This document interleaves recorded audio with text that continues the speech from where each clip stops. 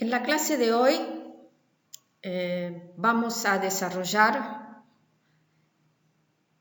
los principios básicos de la farmacología colinérgica que se enmarca dentro de la farmacología del sistema nervioso autónomo. Como es la primera clase, luego de haber estudiado las bases de la farmacología, tanto de farmacocinética como de farmacodinamia, y a partir de ahora vamos a estudiar distintos grupos farmacoterapéuticos y en especial en estas clases de hoy y la próxima farmacología del sistema nervioso autónomo vamos a dar algunos conceptos sobre sistema nervioso que ustedes ya habrán visto en fisiología, pero vamos a refrescarlos. Como saben ustedes, en el sistema nervioso autónomo, la base, la unidad funcional es la neurona y la comunicación entre dos neuronas se produce a nivel de una estructura que se conoce con el nombre de sinapsis. Es en esa sinapsis donde se comunican dos neuronas y también se produce comunicación entre la sinapsis de una neurona y un efector biológico. En esa sinapsis, lo que es la fuente de comunicación es un compuesto químico, dado que la mayoría de las sinapsis del sistema nervioso son químicas. Y en esa sinapsis entre neuronas lo que se libera es un mediador químico, una sustancia química que hoy recibe el nombre de neurotransmisor. Fue Otto Lewis, que aquí está representado en esta diapositiva, quien en el año 1921 dio las pruebas experimentales demostrando la existencia de estos mediadores químicos en respuesta a la excitación de un nervio. O sea, fue él quien dio las primeras bases de la neurotransmisión química y luego, junto con Henry Dale, en el año 1936, ambos recibieron el Premio Nobel de Medicina y Fisiología. Como veremos más adelante, Henry Dale fue el que descubrió la acetilcolina, mediador químico principalmente en el sistema nervioso autónomo colinérgico, del cual nos vamos a explayar hoy en esta clase. Y ambos dos fueron los que dieron las bases farmacológicas de la neurotransmisión. Otto Lewis, un alemán, en sus experimentos lo que hizo fue estimular el nervio vago en un corazón perfundido de rana y luego de esa perfusión, de ese líquido de perfusión, ponía en contacto ese líquido de perfusión con otro corazón distinto, también de rana. Y veía que este corazón receptor respondía de la misma forma que el corazón dador, ¿sí? Disminuyendo su frecuencia cardíaca.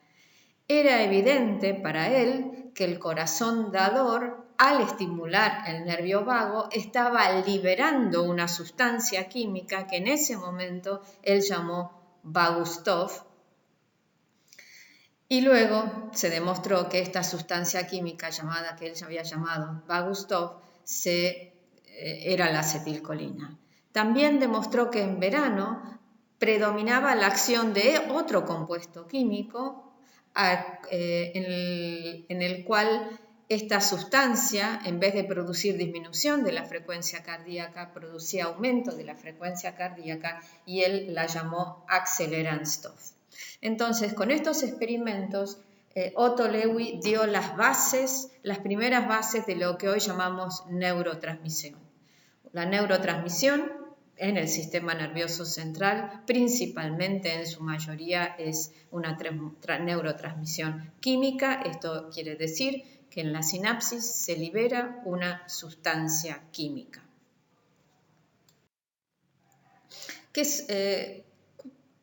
¿Cuáles sustancias químicas son consideradas como neurotransmisores y deben reunir una serie de criterios que están aquí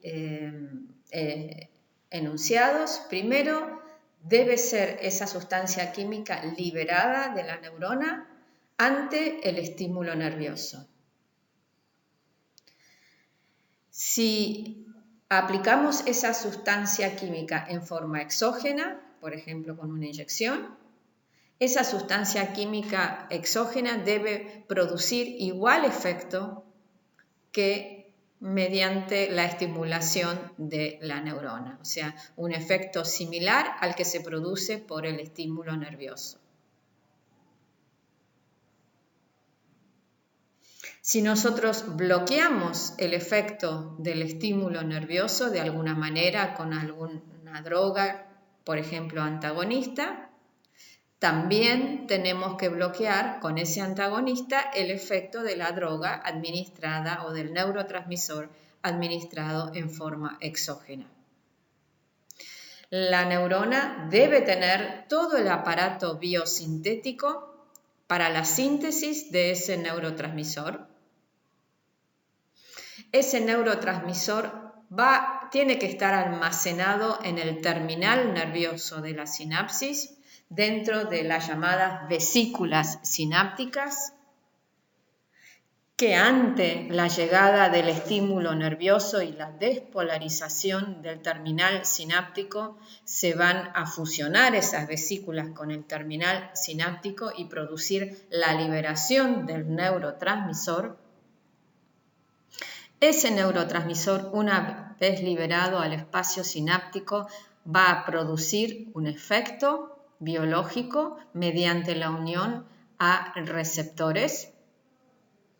Y finalmente, en esa sinapsis debe existir un mecanismo de terminación del efecto del neurotransmisor. Si todo eso se encuentra demostrado para una sustancia química en alguna neurona, a esa sustancia química la vamos a llamar neurotransmisor. Si no está demostrado, mientras no esté demostrado, esa sustancia no puede ser considerada como neurotransmisor. Entonces, entremos de lleno al sistema nervioso autónomo. Ustedes saben que el sistema nervioso se divide en sistema nervioso central y sistema nervioso periférico, y dentro del sistema nervioso periférico tenemos dos grandes ramas. Por un lado, el sistema nervioso somático y por otro lado, el sistema nervioso autónomo. El sistema nervioso somático es aquel que inerva a toda la musculatura esquelética, ¿sí? Mediante la motoneurona alfa que hace sinapsis con el músculo esquelético y que permite el movimiento voluntario de todos aquellos músculos que podemos mover de acuerdo a nuestra voluntad, ¿sí? El músculo esquelético en general. Por otro lado, tenemos el sistema nervioso autónomo dentro del sistema nervioso periférico, que es el sistema nervioso también conocido como involuntario o vegetativo o visceral, y que fue descrito por Langley hace más de una centuria. El sistema nervioso autónomo o vegetativo controla todos aquellos movimientos involuntarios de nuestro organismo y inerva a todos aquellos órganos que nosotros no podemos modular o activar con nuestra voluntad. O sea que va a inervar a todos aquellos órganos menos el músculo esquelético, ¿sí? Va a inervar, por ejemplo, al músculo cardíaco, va a inervar a glándulas de secreción, al epitelio, todos aquellos órganos cuya función, por ejemplo, respiratorio, que nosotros no vamos a modular con nuestra voluntad, van a estar inervados por el sistema nervioso autónomo. Y el sistema nervioso autónomo se divide en dos grandes ramas. Por un lado, el sistema nervioso parasimpático y por otro lado, el sistema nervioso simpático.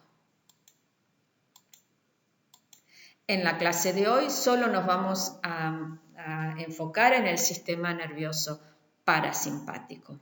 El sistema nervioso parasimpático, también denominado cráneo sacro, porque la primer neurona del sistema nervioso parasimpático eferente se encuentra en los núcleos del cráneo cerebrales o en la región sacra, mientras el simpático, también conocido como toraco lumbar. En general, el sistema nervioso parasimpático y simpático actúan de manera contraria, balanceando la actividad de los distintos órganos viscerales. Esto quiere decir, por ejemplo, si el sistema nervioso parasimpático disminuye la frecuencia cardíaca, la activación del sistema nervioso simpático aumenta la frecuencia cardíaca. Pero esto no es siempre así, si bien en general ambos se contrarrestan de manera de mantener un balance de la actividad de los distintos órganos, esto no siempre es así. En general, el sistema nervioso parasimpático es el que mantiene el estado basal de los distintos órganos, mientras que el simpático es el que se activa cuando tenemos que generar una reacción de escape o de estrés ante una amenaza. Y veremos eso en la clase que viene, donde estudiaremos el sistema nervioso simpático. ¿Sí? Hoy nos vamos a dedicar al sistema parasimpático, también llamado colinérgico. ¿Cuál es la estructura del sistema nervioso autónomo? El sistema nervioso autónomo tiene lo que llamamos neuronas efectoras. Y tanto el sistema nervioso simpático como el parasimpático tienen dos neuronas efectoras. Una neurona efectora que aquí llamamos, aquí en azul, vamos a denominar preganglionar, y otra neurona que aquí está esquematizada en verde, llamamos postganglionar. La unión o la sinapsis entre la neurona pre y postganglionar, tanto en el simpático como en el sistema nervioso parasimpático, se produce en los ganglios autonómicos, tanto simpático como el parasimpático. ¿Sí? En general, la neurona preganglionar del sistema nervioso simpático es una neurona corta, mientras que la neurona postganglionar es una neurona más larga. Y estos ganglios simpáticos se encuentran en una cadena de ganglios que acompañan a toda la médula espinal, por fuera de la médula espinal. En cambio, en el sistema nervioso parasimpático, la neurona preganglionar es más larga y la neurona postganglionar es mucho más cortita. Y en general, el ganglio parasimpático se encuentra muy cercano o dentro de los efectores y muchas veces es difícil individualizar un ganglio parasimpático. Entonces tenemos neurona preganglionar en azul, neurona postganglionar, y esa sinapsis se produce en el ganglio autonómico, tanto simpático como parasimpático. Las neuronas postganglionares, también llamadas neuronas efectoras, van a hacer sinapsis con el efector, el órgano efector, en la biofase. Por ejemplo, si el efector es el corazón, esa sinapsis se va a producir dentro del corazón, ¿sí? Donde van a haber receptores simpáticos o receptores para el sistema nervioso parasimpático. ¿Qué neurotransmisores se liberan en cada una de estas dos sinapsis? La sinapsis entre la neurona pre- y postganglionar y la sinapsis entre la neurona postganglionar y el efector. El neurotransmisor que se libera en el ganglio autonómico, tanto simpático como parasimpático, es la acetilcolina. La acetilcolina se libera siempre en todo ganglio autonómico, tanto simpático como parasimpático. ¿Sí? Ahora, el sistema nervioso simpático se diferencia del sistema nervioso parasimpático, dado que en el efector, el neurotransmisor que se libera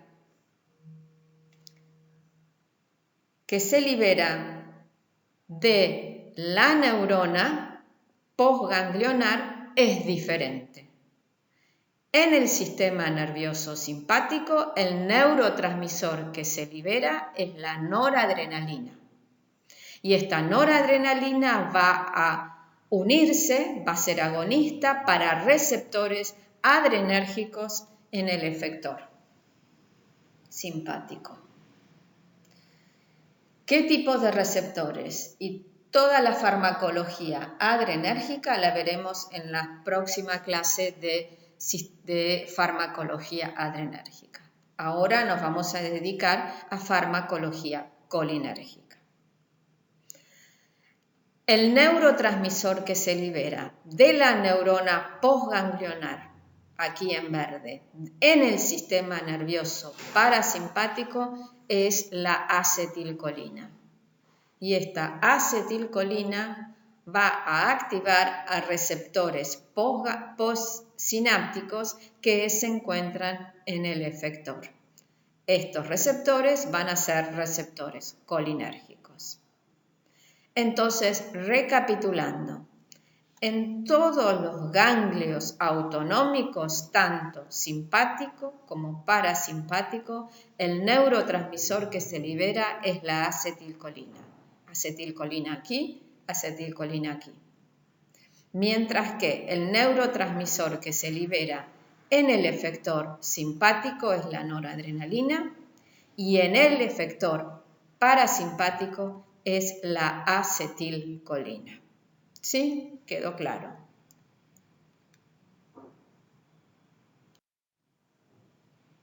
Como vimos anteriormente, para que un compuesto químico sea considerado como un neurotransmisor, debe sintetizarse en una neurona, debe almacenarse en una vesícula, debe liberarse ante el estímulo eléctrico, debe activar receptores postsinápticos y luego debe terminar su mecanismo de acción de alguna manera.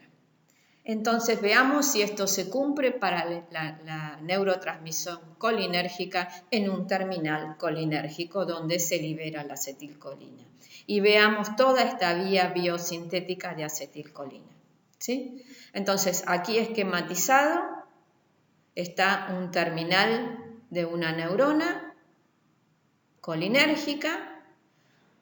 Enfrente a ella tenemos un efector colinérgico y entre medio de esto está la brecha sináptica entre la sinapsis entre la neurona colinérgica y la neurona postsináptica, que puede ser tanto una neurona, pero también puede ser un efector. Entonces veamos cómo se sintetiza la acetilcolina. La acetilcolina se sintetiza en el terminal sináptico colinérgico mediante la acción de una enzima que es la CAT o colina acetiltransferasa, utilizando la colina y la acetilcoenzima A. La colina, vamos a ver luego que es recaptada del terminal sináptico y en presencia de la coenzima A, que viene del metabolismo energético, se acetila la colina y se forma la acetilcolina. Esta acetilcolina es almacenada en las vesículas sinápticas. ¿Sí? Cuando llega el impulso nervioso, llega un potencial de acción al terminal sináptico. Ustedes saben que la llegada de un potencial de acción en todo terminal sináptico produce la activación de canales de calcio activados por voltaje. Esta activación de canales de calcio activados por voltaje hace que entre calcio al terminal sináptico y este aumento de la concentración de calcio en el terminal sináptico produce la fusión, la activación de todo el mecanismo de exocitosis de las vesículas sinápticas. Las vesículas sinápticas se unen a la membrana presináptica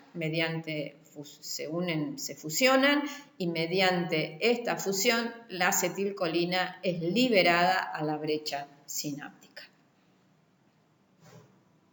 Una vez liberada la brecha sináptica, esta acetilcolina tiene que producir su mecanismo de acción y para ello tiene que unirse a receptores.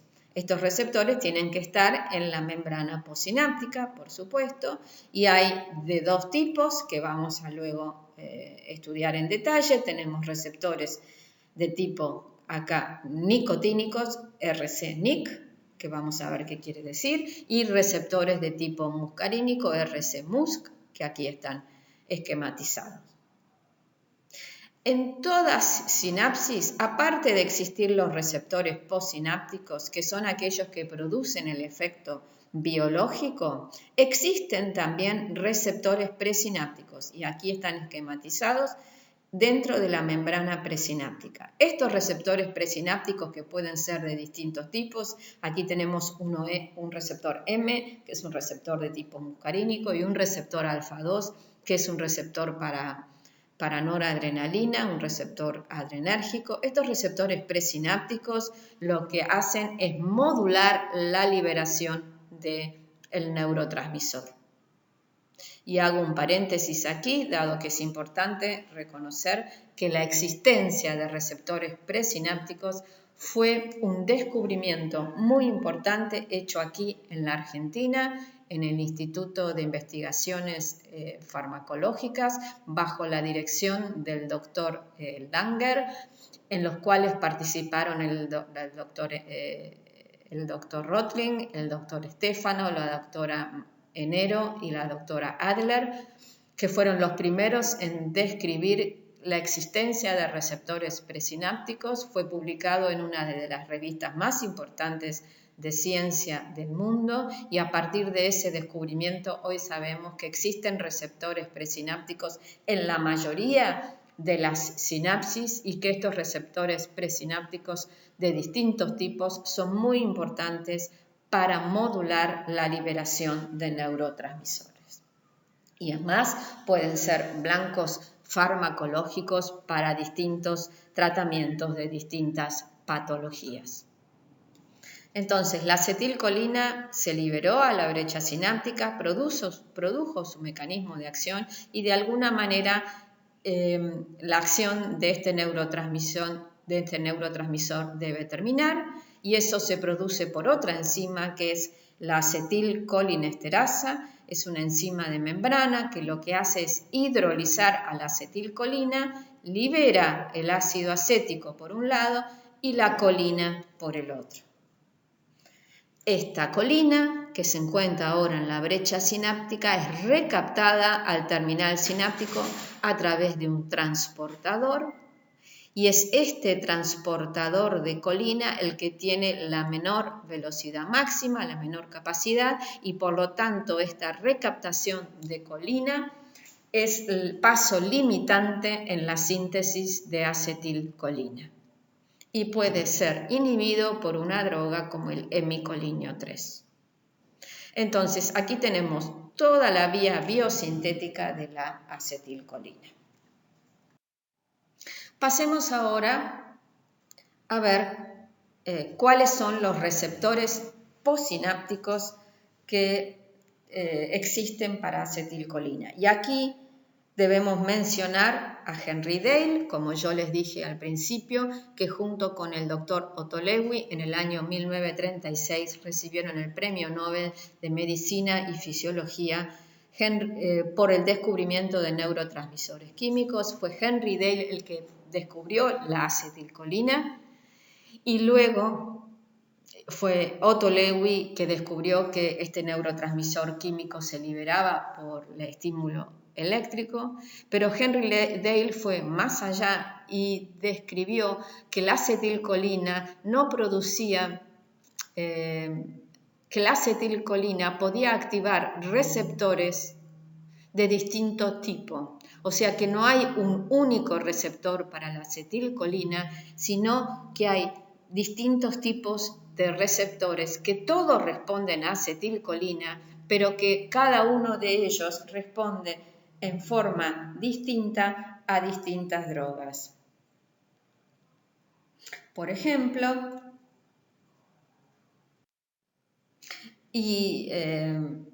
Dale hizo este experimento y en base a este experimento en el cual él medía la presión arterial en gatos frente a la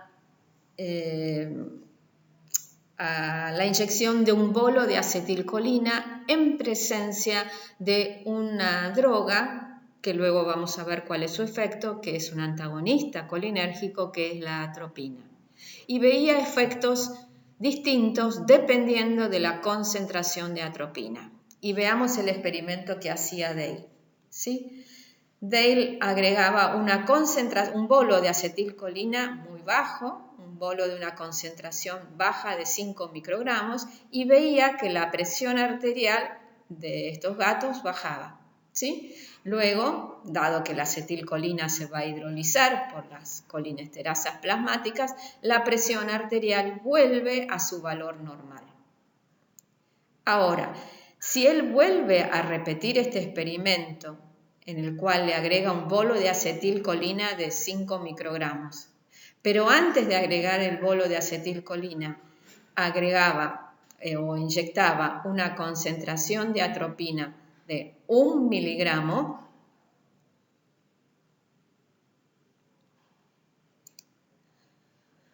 Henry Dale lo que veía que esta atropina bloqueaba el efecto de acetilcolina. ¿Sí? No vemos este descenso de presión arterial que veía al principio en ausencia de atropina. Entonces, la atropina, que es un antagonista colinérgico, bloquea el efecto de acetilcolina a bajas dosis. Sin embargo, esto quiere decir que esta droga, que es la atropina, está bloqueando el efecto, es un antagonista de los receptores colinérgicos.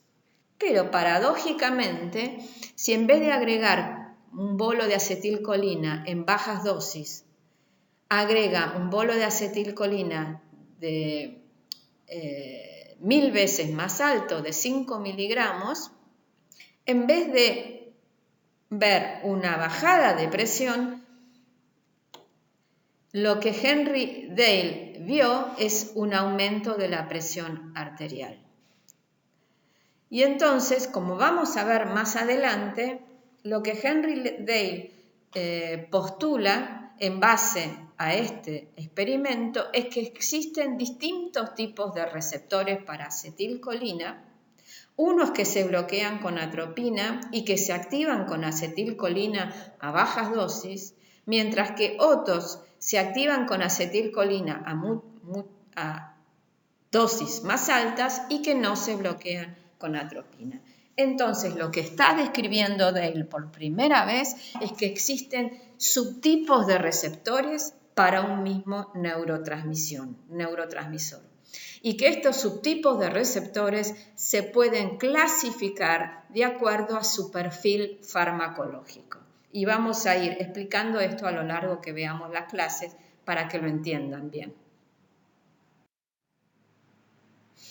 Entonces, Henry Dale no solo descubre la acetilcolina, sino que él descubre o postula que hay subtipos de receptores para acetilcolina, subtipos de receptores colinérgicos. Y esto lo hace dado que encuentra distintas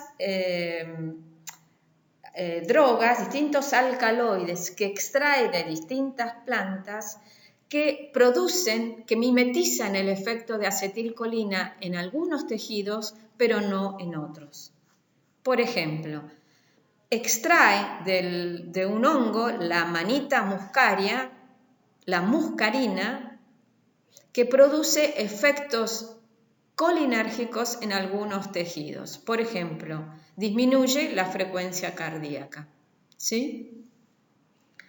Pero también encuentra otro tipo de compuestos químicos, por ejemplo, el que extrae de la Nicotiana tabacum, de la planta de tabaco, que produce efectos colinérgicos igual a la acetilcolina en otro tipo de tejidos.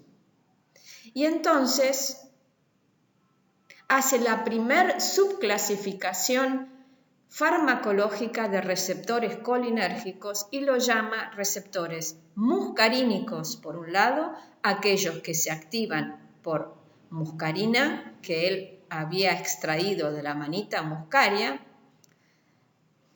y receptores nicotínicos, que son aquellos receptores colinérgicos que se activan con la nicotina alcaloide que extrae de la Nicotiana tabaco. Entonces, todos son receptores colinérgicos, todos estos receptores se activan por acetilcolina. La acetilcolina es agonista de todos estos receptores, pero dentro de esta gran familia de receptores para acetilcolina que responden a acetilcolina, algunos responden a muscarina, pero no a nicotina, y otros responden a nicotina, pero no a muscarina.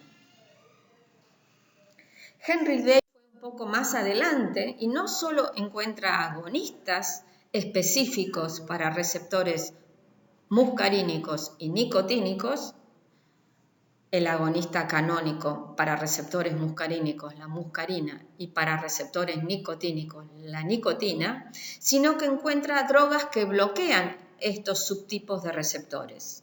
Por ejemplo, extrae de una planta, de la tropa belladonna, la atropina, y la atropina es un antagonista únicamente de receptores muscarínicos. Y por otro lado, el curare, que se obtiene de esta planta, Strychnos toxifera, que es la que usaban los indios en las puntas de las flechas para producir muerte, parálisis muscular. Esta nicotina, este curare, solo bloquea o antagoniza receptores nicotínicos. Entonces, Henry Dale no solo descubre la acetilcolina, sino que hace la primera subclasificación de receptores en base al perfil farmacológico de distintas drogas. Esto fue durante la era premolecular, con el advenimiento de las técnicas de biología molecular en los años 80 y con el clonado y la identificación de los distintos genes que codifican para distintos subtipos de receptores, se pudo comprobar que esta clasificación basada en el perfil farmacológico tenía un correlato a nivel genético, dado que cada subtipo de receptor está codificado por un gen diferente. Entonces, veamos cuáles son los receptores colinérgicos. Los receptores colinérgicos se dividen en dos grandes familias. Por un lado, tenemos los receptores nicotínicos, y los receptores nicotínicos son receptores de tipos ionotrópicos. Esto quiere decir que son canales iónicos que atraviesan, es un canal, es una proteína integral de la membrana que atraviesa la membrana en su totalidad y que se activan o el canal iónico se abre cuando se une el neurotransmisor a su sitio de unión. Los receptores nicotínicos hay en grandes rasgos de dos tipos, el del tipo muscular que se encuentra en la placa neuromuscular y es el que media la neurotransmisión entre las neuronas alfa, la motoneurona alfa y el músculo esquelético, es el que produce la contracción muscular del músculo esquelético en el sistema nervioso somático.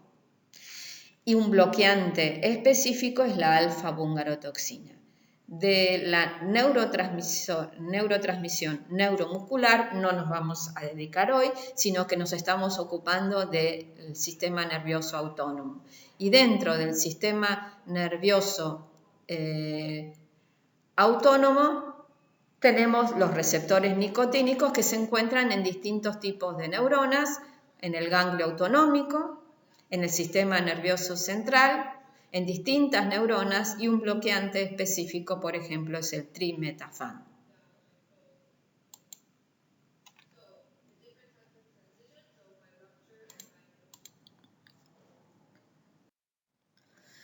Esta es la estructura, un esquema de la estructura de receptores nicotínicos, como les dije, son canales iónicos, son proteínas integrales de la membrana, si esto en gris es la membrana plasmática, bilipídica, tenemos una proteína integral que atraviesa esa membrana. El receptor nicotínico es un receptor formado por 5 monómeros, aquí en distintos colores.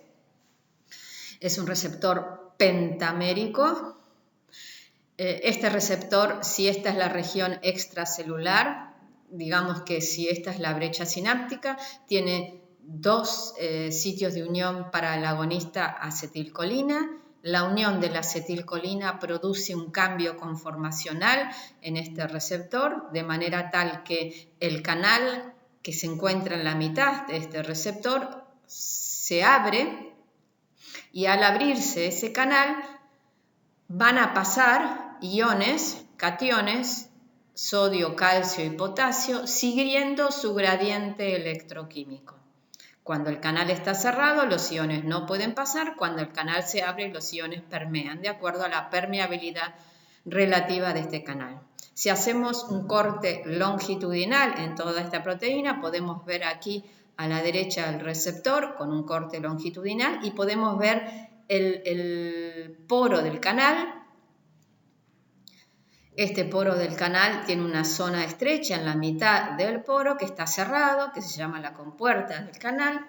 Cuando se une acetilcolina a su sitio de unión en la región extracelular, estos cambios conformacionales se traducen desde la zona extracelular a la región del canal, se abre la compuerta y se produce el pasaje de iones. Y así se activan los receptores nicotínicos. Aquí tenemos una estructura tridimensional ya vista o desde arriba o desde el costado. Cada una de estos monómeros que vemos en distintos colores atraviesan la membrana. Tenemos la zona extracelular, que es la zona de unión de acetilcolina, alfa hélices en la región de transmembrana que tapiza el canal. Y si vemos la estructura también nuevamente en forma esquemática, cada uno de esos monómeros que forma el pentámero tiene esta estructura, tiene regiones transmembrana, la región transmembrana 1, 2, 3 y 4, es la región transmembrana 2 la que tapiza el poro del canal y la que determina la selectividad iónica, y luego cada uno de esos monómeros tiene una región aminoterminal muy grande, larga, que es donde se encuentra el sitio de unión para la acetilcolina, y una colita chiquita C-terminal que también es extracelular. Como vimos, el receptor está formado es un pentámero formado por 5 de estas subunidades y es permeable al sodio y a calcio y tiene distinta permeabilidad relativa. La cantidad de subunidades de receptores nicotínicos que existen es bastante grande. Hay de distintos tipos, hay receptores de tipo alfa y receptores de tipo beta. De alfa hay desde alfa 1 hasta alfa 10 y beta hay desde beta 2 hasta beta 4. Y el tipo de ensamblado de receptores, o sea, los monómeros que pueden ensamblarse para formar un pentámero es muy variado. Tenemos, por ejemplo, receptores que están formados por monómeros únicos, por ejemplo, un pentámero formado solo por subunidades alfa 7, pentámero formado solo por subunidades alfa 9, a los que llamamos receptores homoméricos, porque están formados por una única subunidad. Y luego tenemos los receptores llamados heteroméricos, en los cuales se ensamblan con distintas subunidades, que pueden ser distintas alfas y distintas subunidades beta. Estos receptores nicotínicos se encuentran en distintos lugares del sistema nervioso y la composición de cada pentámero va a variar en distintas zonas del sistema nervioso. Pero nuevamente, es un canal iónico, es un canal de tipo ionotrópico. La apertura de este canal permite la entrada de iones, que pueden ser sodio y calcio, dependiendo de la permeabilidad relativa del receptor. Aquí tenemos es un árbol filogenético que muestra las distintas subunidades de receptores nicotínicos que existen, desde la subunidad, desde la alfa 1 hasta la alfa 10, pasando por cada una de ellas, y desde la beta 1 hasta la beta 4. No vamos a ver qué tipos de subunidades se ensamblan en cada uno de los distintos tejidos, pues sería otra clase distinta. Entonces, vimos la estructura de los receptores nicotínicos. Habíamos dicho que los receptores para acetilcolina se dividen en nicotínicos y en muscarínicos. Y que a su vez, para los receptores nicotínicos no es un solo tipo de receptores nicotínicos, sino que puede haber distintos tipos de receptores nicotínicos de acuerdo a las distintas subunidades que se ensamblan para formar esos receptores. Por ejemplo, vimos que había receptores homoméricos alfa 7 o receptores homoméricos alfa 9 o receptores heteroméricos. Cada uno de esos subtipos de receptores seguramente va a tener un perfil farmacológico distinto, se expresa en distintos tejidos y van a producir distintos efectos biológicos. La otra gran rama de receptores para acetilcolina colinérgicos son los receptores muscarínicos y se llaman muscarínicos porque el agonista para que los caracteriza a estos receptores es la muscarina. Estos receptores, a diferencia de los receptores nicotínicos, son receptores metabotrópicos, no son canales iónicos, son receptores metabotrópicos que están acoplados a mecanismos de segundos mensajeros a través de proteínas G triméricas. ¿Dónde se encuentran los receptores muscarínicos? En los efectores autonómicos. Siempre en los receptores autonómicos el receptor es un receptor muscarínico, músculo liso, corazón, glándulas, etc. También existen receptores muscarínicos en tejidos donde no hay inervación colinérgica, por ejemplo el endotelio vascular, que producen vasodilatación. Hay receptores muscarínicos en los ganglios autonómicos, pero modulan la liberación del neurotransmisor en ese ganglio autonómico. No es el neurotransmisor que media la neurotransmisión rápida en el ganglio autonómico, como vamos a ver luego. Ese receptor es un receptor de tipo nicotínico. Receptores muscarínicos existen en el sistema nervioso central y en la célula cromafín.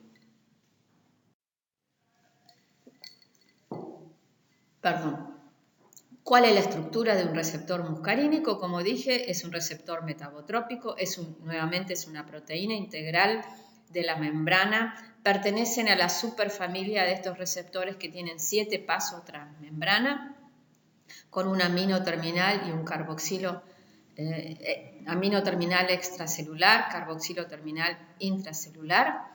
Estos receptores muscarínicos de tipo metabotrópico están acoplados a distintos tipos de proteína trimérica G, y la activación de esta proteína G lleva a distintos mecanismos de segundos mensajeros, por ejemplo, activación o inhibición de adenilato ciclasa, activación de fosfolipasa C.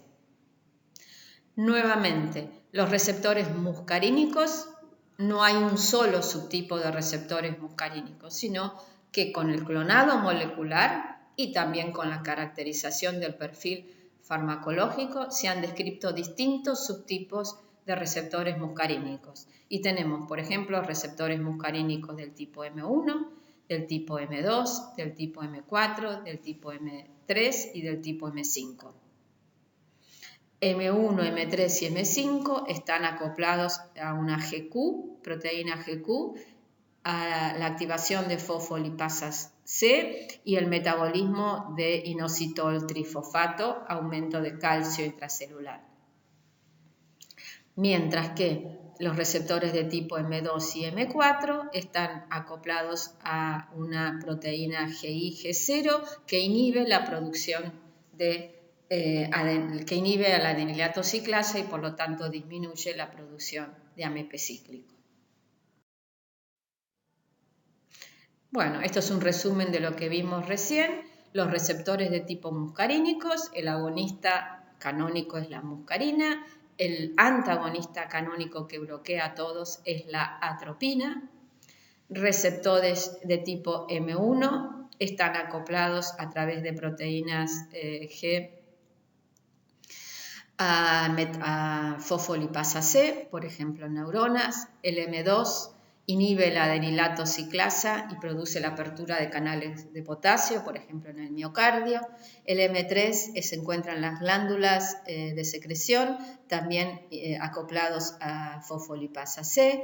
El M4 inhibe el adenilato ciclasa, por ejemplo en el páncreas y pulmón. Y el M5 también acoplado a fosfolipasa C, por ejemplo en las glándulas salivares.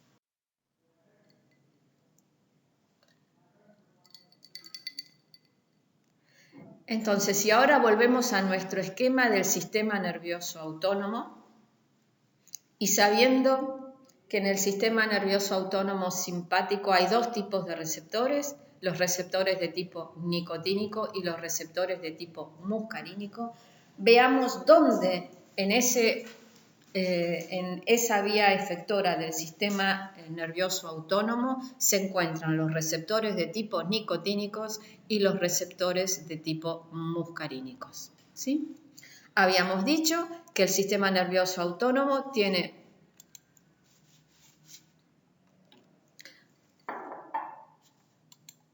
una neurona preganglionar, aquí en azul, tanto en el simpático como en el parasimpático, y una neurona postganglionar aquí en verde, tanto en el simpático como en el parasimpático. El receptor que se encuentra en el ganglio autonómico, tanto simpático como parasimpático, es un receptor de tipo nicotínico.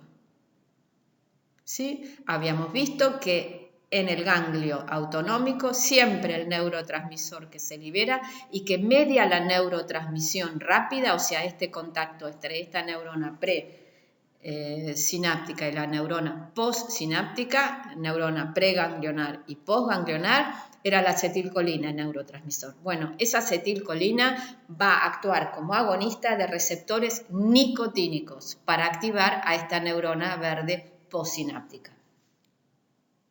¿Sí? Siempre es un receptor de tipo nicotínico. Mientras que esta neurona verde en el sistema nervioso simpático es una neurona adrenérgica que va a liberar el neurotransmisor noradrenalina y que va a activar receptores de tipo adrenérgicos que veremos las clases que viene cuando veamos neurotransmisión colinérgica. ¿Sí? Pero en el sistema nervioso parasimpático, en el efector parasimpático, o sea, en la unión, en esta sinapsis entre esta neurona postganglionar y el efector, lo que se libera es el neurotransmisor que se libera es acetilcolina y el receptor que se encuentra en el efector siempre es un receptor de tipo muscarínico. ¿Sí? Entonces, en el sistema parasimpático, en el ganglio, el receptor es nicotínico. En el efector, el receptor es de tipo muscarínico. Y entonces, si ahora volvemos al experimento de Dale, podemos explicar este experimento de Dale. ¿Por qué? Porque la acetilcolina en bajas dosis, un bolo de acetilcolina 5 microgramos, produce una bajada de la presión arterial porque principalmente a bajas dosis va a activar receptores muscarínicos que se encuentran en el efector, que es el endotelio vascular que va a producir vasodilatación. Los receptores muscarínicos en general tienen una mayor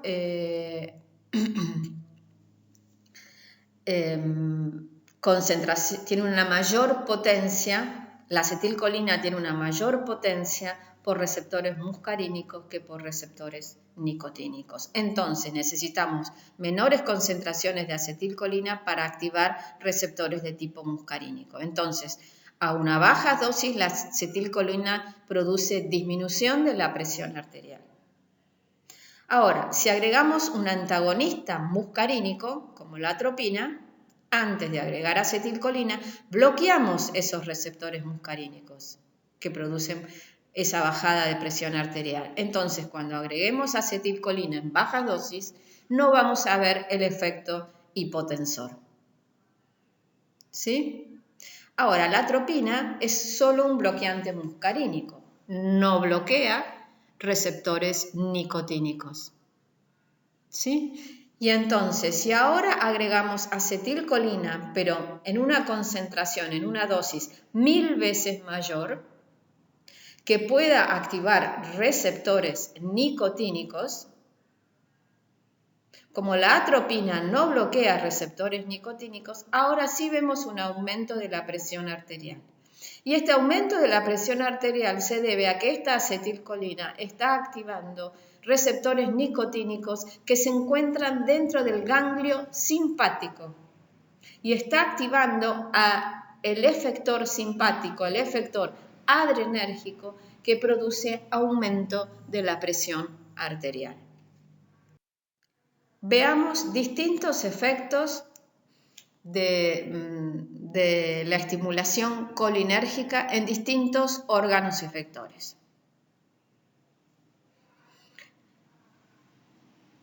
Si el órgano efector es el ojo, y lo vamos a ver en la próxima diapositiva, existen receptores colinérgicos en el esfínter del iris, en el músculo del esfínter del iris, y eso produce contracción del esfínter del iris y produce como efecto biológico la miosis, disminución del diámetro de la pupila.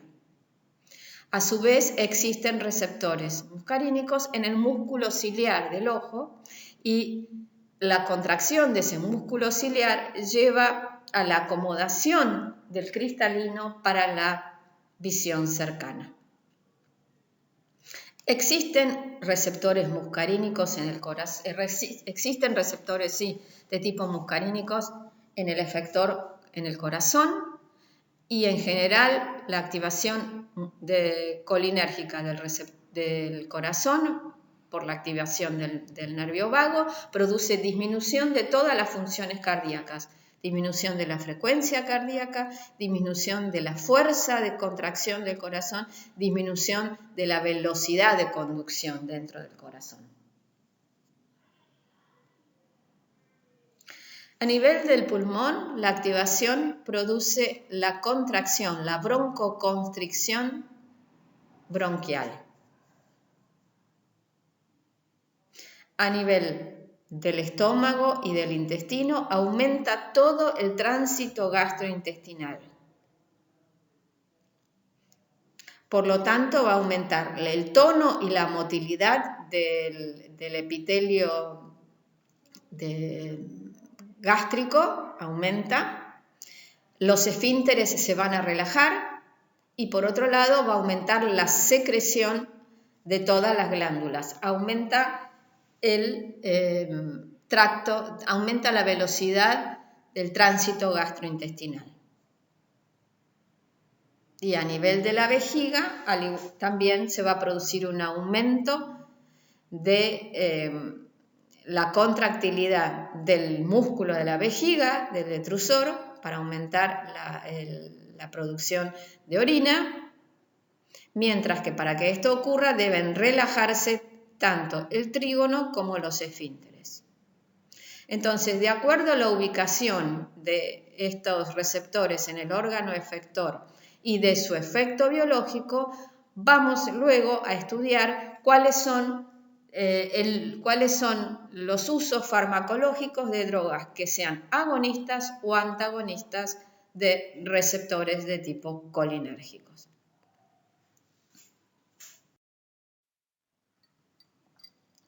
Como dijimos, en el iris del ojo existen existen receptores de tipo muscarínicos. Aquí en blanco tenemos el músculo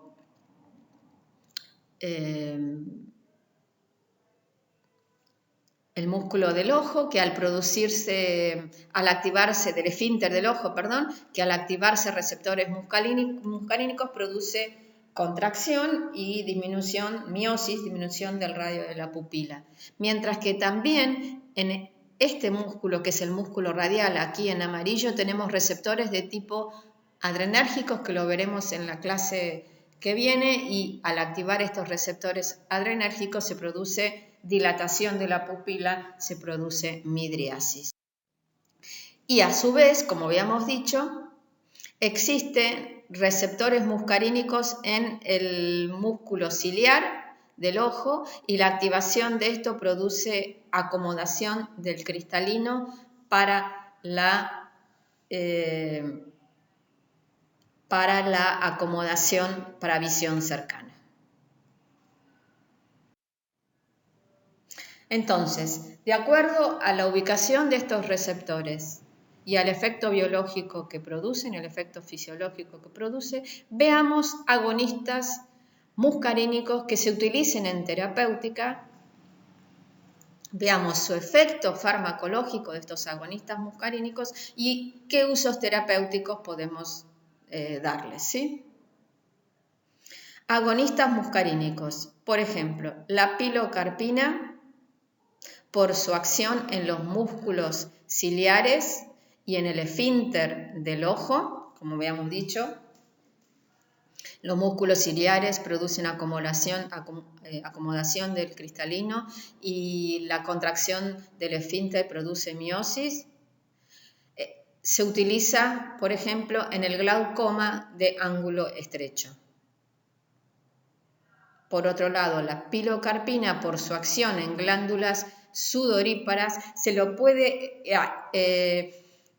utilizar no como uso terapéutico, sino como un test diagnóstico en el test del sudor en la fibrosis quística. Por otro lado, otro compuesto, la metacolina, también un agonista muscarínico que produce broncoconstricción. Al producir broncoconstricción se lo utiliza también como un test diagnóstico para diagnosticar el asma. Dado que produce broncoconstricción, se utiliza el test de la metacolina para diagnosticar asma en pacientes asmáticos. Veamos ahora antagonistas de tipo muscarínicos. Y el antagonista clásico de tipo muscarínico es la atropina.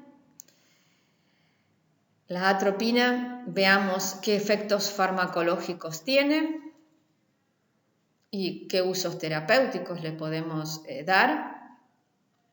Sabemos que a nivel cardíaco, la acetilcolina o la activación del nervio vago produce disminución de toda la descarga cardíaca, la frecuencia cardíaca y la fuerza de contracción. Por lo tanto, si lo bloqueamos con atropina, va a aumentar la frecuencia cardíaca. ¿Sí? Se le utiliza, por ejemplo, como medicación anestésica para contrarrestar el reflejo vagal que va a producir una disminución de la frecuencia cardíaca. Dado que disminuye la secreción de las glándulas, también se lo va a utilizar como medicación preanestésica para disminuir las secreciones durante la anestesia.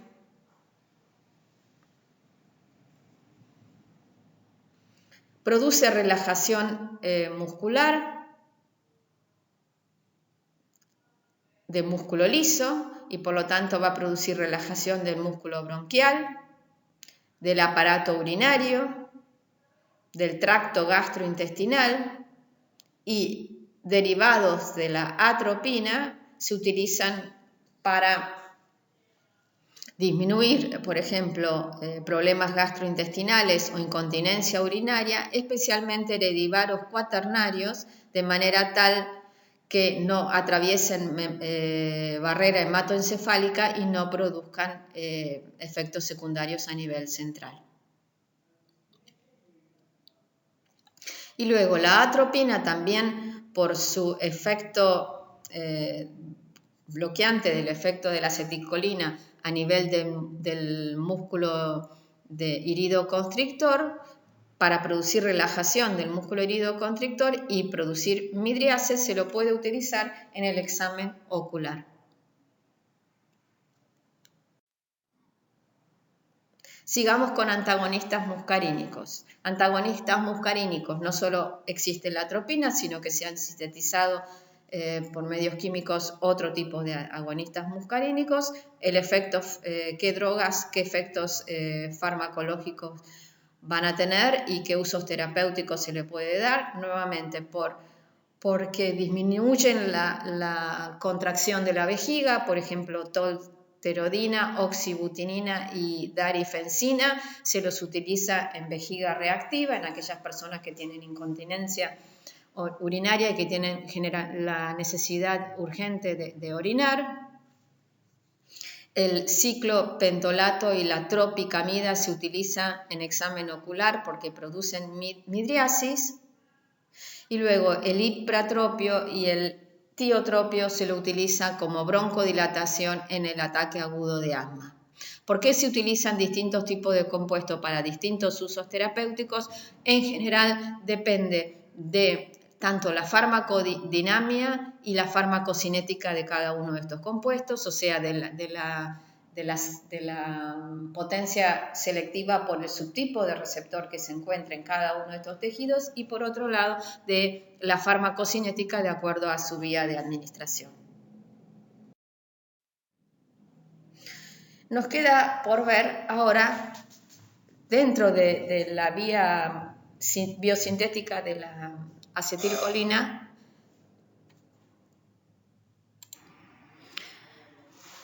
las colinesterasas, que son las enzimas que se ocupan de hidrolizar la acetilcolina y terminar su efecto biológico, existen de dos tipos: las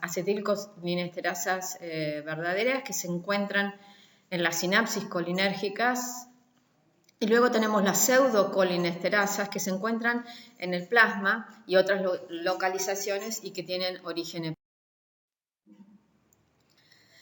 ¿Cómo actúan? Existen drogas que inhiben a las colinesterasas y cómo se produce esta inhibición de las colinesterasas. Estas enzimas lo que hacen es unirse a la acetilcolina, se forma un intermediario entre la acetilcolina y el inhibidor de la acetilcolinesterasa. El inhibidor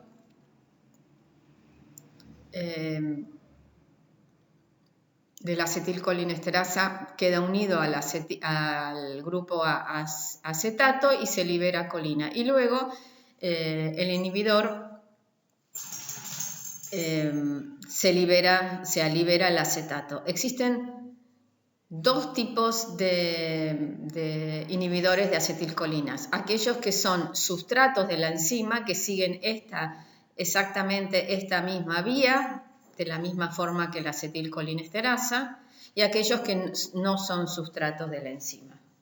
¿Sí? Aquellos que no son sustratos de la enzima. Se van a unir a la enzima, van a inhibir su efecto de acetilcolinesterasa, pero no se unen al sitio activo de la enzima.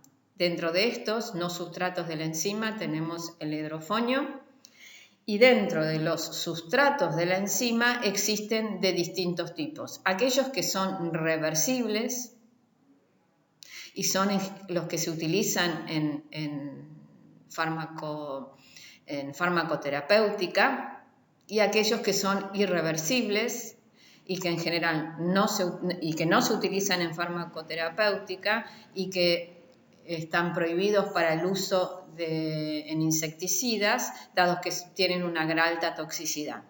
Dentro de los reversibles tenemos, por ejemplo, a la fisostigmina, que es muy liposoluble y por lo tanto puede atravesar membranas biológicas.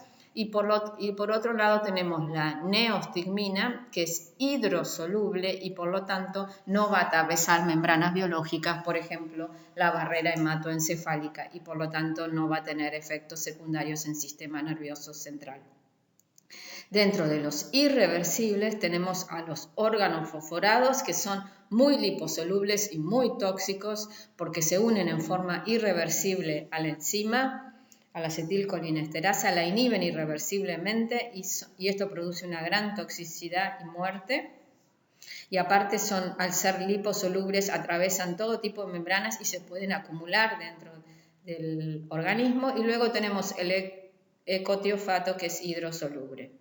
Por otro lado, en casos de intoxicación existen otro tipo de drogas que producen reactivación de la colinesterasa, por ejemplo la pralidoxima.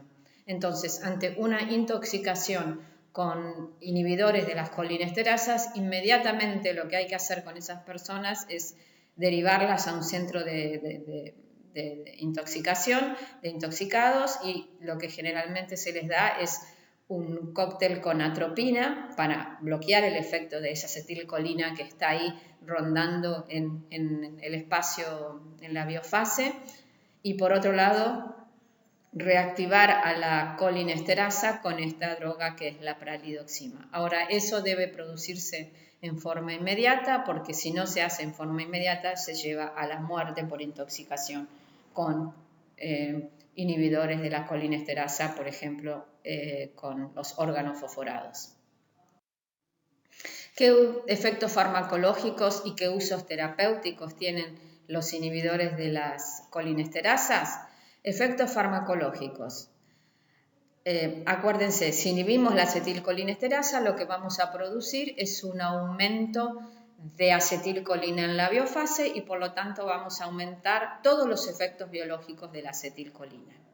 Acuérdense que la acetilcolina se libera en la placa neuromuscular, esto es, en la sinapsis entre la motoneurona alfa y el músculo esquelético, que es el que produce la contracción del músculo esquelético. Si bien hoy nos estamos dedicando nada más que a la neurotransmisión en el sistema nervioso autónomo, hacemos un paréntesis y dentro de los usos farmacológicos de los inhibidores de la colinesterasa hablamos de drogas, por ejemplo, la neostigmina, que es poco liposoluble y por lo tanto no llega al sistema nervioso central, va a aumentar la cantidad de acetilcolina en la biofase en el músculo esquelético y esto se lo utiliza en pacientes que tienen, por ejemplo, miastenia gravis, ¿sí? Donde hay un gran problema en la contracción del músculo esquelético. Inhibidores de la colinesterasa también se lo utilizan por su efecto farmacológico de aumento de la reabsorción del humor acuoso. La acetilcolina que se libera activa receptores muscarínicos y aumenta la reabsorción de humor acuoso y por lo tanto se los utiliza en glaucoma, a la fisostigmina, por ejemplo, por su liposolubilidad en forma de gotas. Y luego, nuevamente, en el caso de una intoxicación con drogas de tipo atropínicos, donde si damos atropina en altas dosis y la persona está intoxicada, una intoxicación atropínica, necesitamos aumentar la acetilcolina en la biofase para desplazar esa atropina y por lo tanto podemos utilizar inhibidores de la colinesterasa en intoxicaciones atropínicas. Entonces hemos llegado al fin de esta clase de neurotransmisión dentro del sistema nervioso autónomo parasimpático. Dimos las bases de la neurotransmisión, dimos la estructura de las neuronas del sistema nervioso autónomo, vimos toda la vía biosintética de la acetilcolina, que es el neurotransmisor autonómico en el sistema nervioso parasimpático, vimos distintos tipos de receptores, efectos fisiológicos de la acetilcolina en la biofase y el uso terapéutico de distintas drogas colinérgicas, tanto agonistas como antagonistas. Buenas tardes.